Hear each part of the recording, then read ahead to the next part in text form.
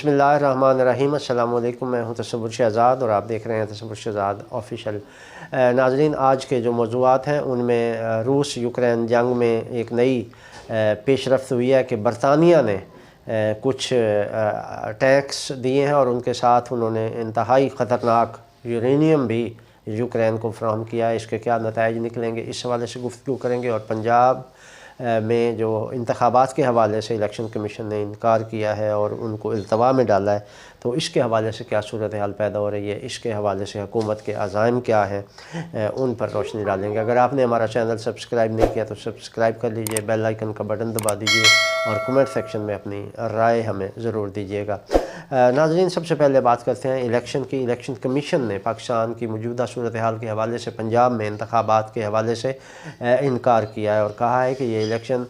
मुल्क में अमन व अमान की सूरत हाल के पेश नज़र बर वक्त नहीं करवाए जा सकते, इसलिए अक्टूबर तक इन्हें डिले कर दिया जाए और इस हवाले से अदालत की ये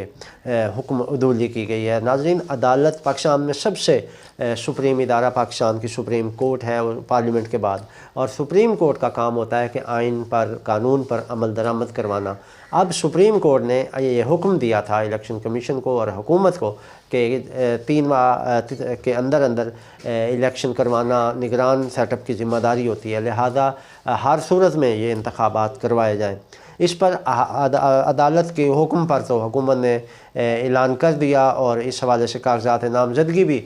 जमा हो चुके हैं लोगों के, लेकिन उसके बावजूद इलेक्शन कमीशन ने ऐसी सूरत हाल पैदा कर दी है कि अब इनकार कर दिया गया और कहा गया है कि ये इंतखाबात अक्टूबर में करवाए जाएँ। नाज़रीन, इस हवाले से पहले बदअमनी पैदा करने की कोशिश की गई, दंगा फसाद किया गया और ऐसा माहौल पैदा किया गया कि तहरीक इंसाफ के कारकुन मुश्तइल होंगे और मुश्तइल होकर मुल्क में एक खाना जंगी की कैफियत बन जाएगी, जिसको जवाज़ बनाकर अदालत में ये रिपोर्ट पेश कर दी जाएगी कि हालात ठीक नहीं है, अमन व अमान की सूरत हाल ख़राब है, इसलिए इंतखाबात मुमकिन नहीं। अब नाज़रीन,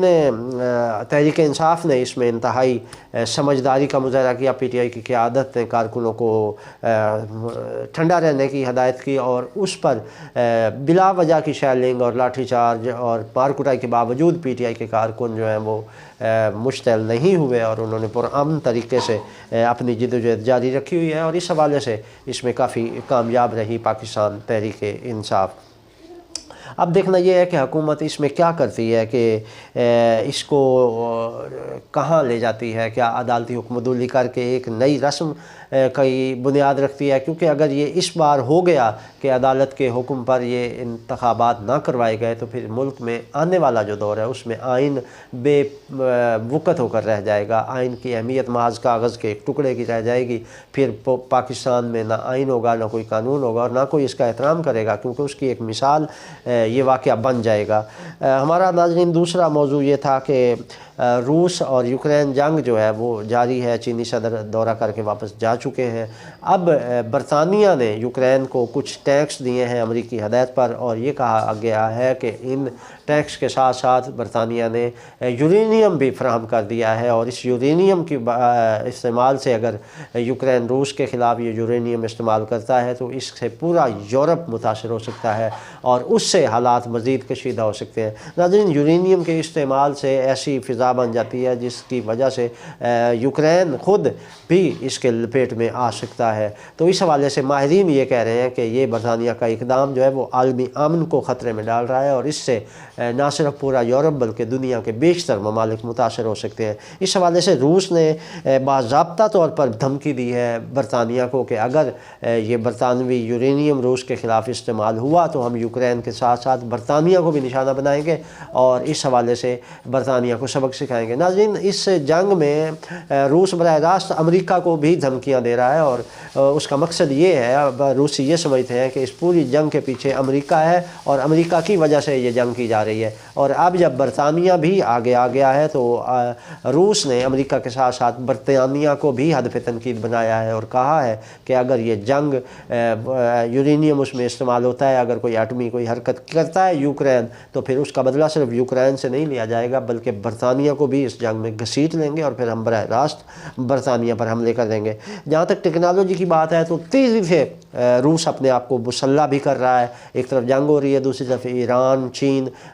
کی جانب سے وہ ٹیکنالوجی بھی لے رہا ہے، اور اس ٹیکنالوجی کی مدد سے اس کے بعد ڈرون اور میزائل ٹیکنالوجی دنیا کی جدید ترین ٹیکنالوجی ہے۔ اور اس حوالے سے ناظرین کہا جا سکتا ہے کہ روس جو ہے اگر چاہے تو یورپ سمیت امریکہ اور برطانیہ کو بھی اپنے ہدف پہ رکھ سکتا ہے، اور اگر یہ جنگ بڑھتی ہے تو پھر اس کے اثرات جو ہیں اس میں پورا یورپ لپیٹ میں آ سکتا ہے۔ اس حوالے سے اب یورپ کا جو امن ہے وہ امریکہ کے ہاتھ میں ہے۔ اگر امریکہ چاہے تو اس جنگ کو یہیں پہ روک کر اس امن کو قائم کر سکتا ہے، اور اگر یہ جنگ نہیں رکتی، اس کا دائرہ وسیع ہوتا ہے، تو پھر پورا یورپ اس کی لپیٹ میں آ جائے گا، اور پھر دوسرے ممالک مشرق وسطیٰ کے ممالک بھی اس کی لپیٹ میں آ سکتے ہیں، کیونکہ ایران، سعودی عرب، چین اور شمالی کوریا اس وقت روس کی پشت پر کھڑے ہیں، اور وہ آپس میں اتحادی ہیں، اور ان کے اس اتحاد کی بدولت ہی ٹیکنالوجی ایک دوسرے کو ٹرانسفر کی جا رہی ہے، اور اس کا فائدہ روس اٹھا رہا ہے۔ ناظرین اب دیکھنا یہ ہے کہ اس جنگ کا جو اونٹ ہے وہ کس کروٹ بیٹھتا ہے۔ یہ تھی ناظرین اب تک کی اپڈیٹ۔ تصور شدات کو اجازت دیجیے، اللہ نگہبان۔